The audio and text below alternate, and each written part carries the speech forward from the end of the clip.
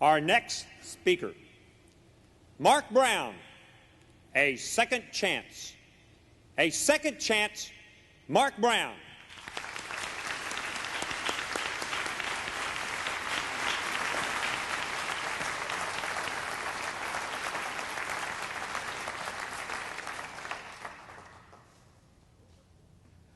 You never get a second chance to make a first impression.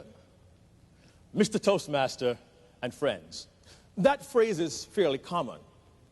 At first look, we automatically draw quick conclusions about people for various reasons.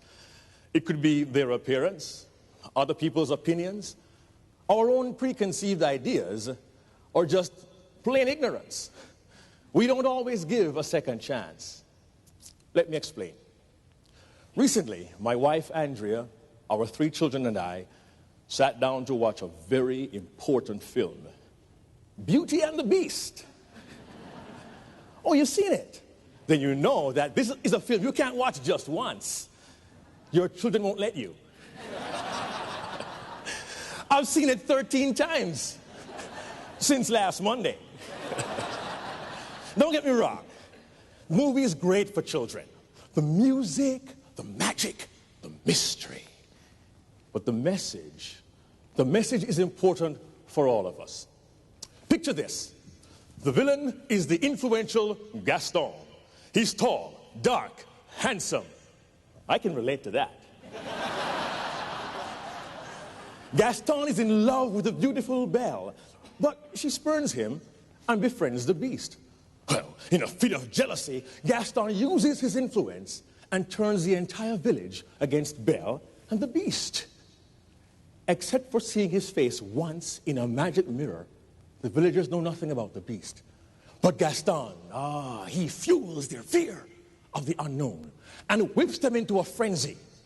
This angry mob cuts down trees and they make clubs. They brandish knives, pitchforks, and torches. And they march through the forest singing, "We don't like what we don't understand. In fact, it scares us, and this monster is mysterious at least. Bring your guns, bring your knives, save your children and your wives. We save our village and our lives. We'll kill the Beast." Why?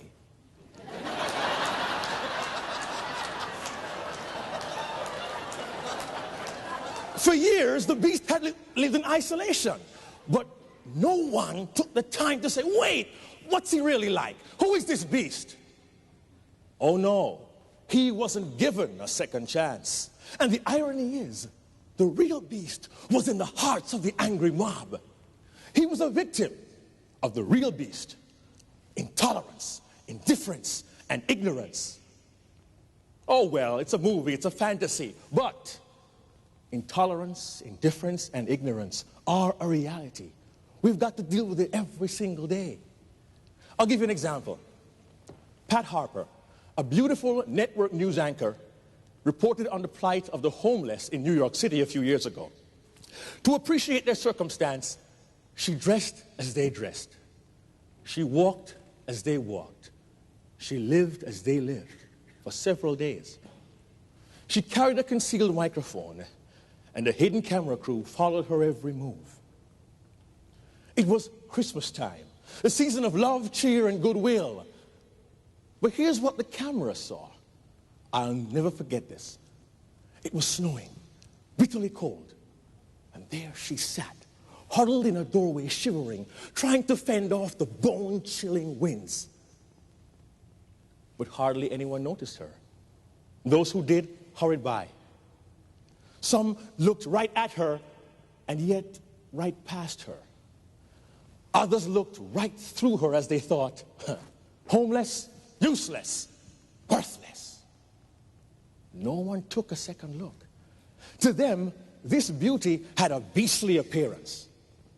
But the real Beast was in the hearts of those who treated her with disdain. Oh yes, the Beast of intolerance, indifference, and ignorance. The sad truth is, it happens all the time. I'm not just pointing fingers here because I admit I've done it too.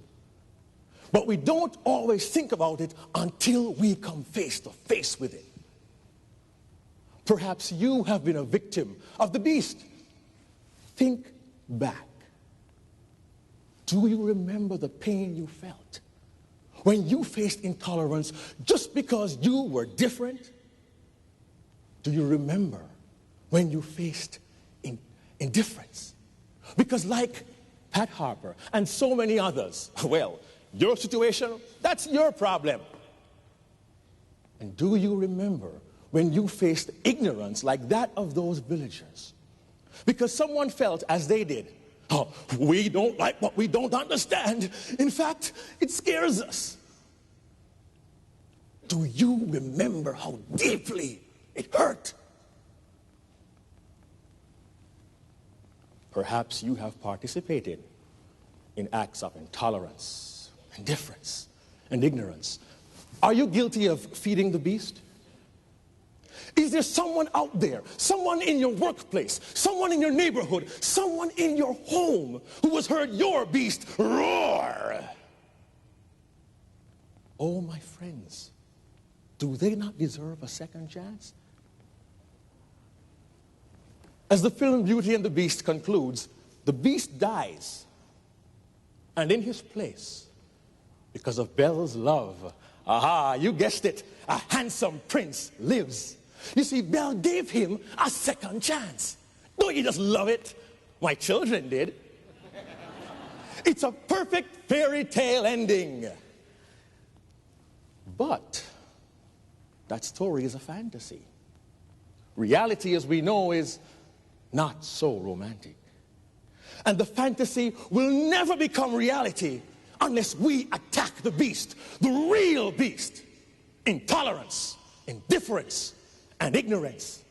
Yes, let's kill the beast, because everyone deserves a second chance.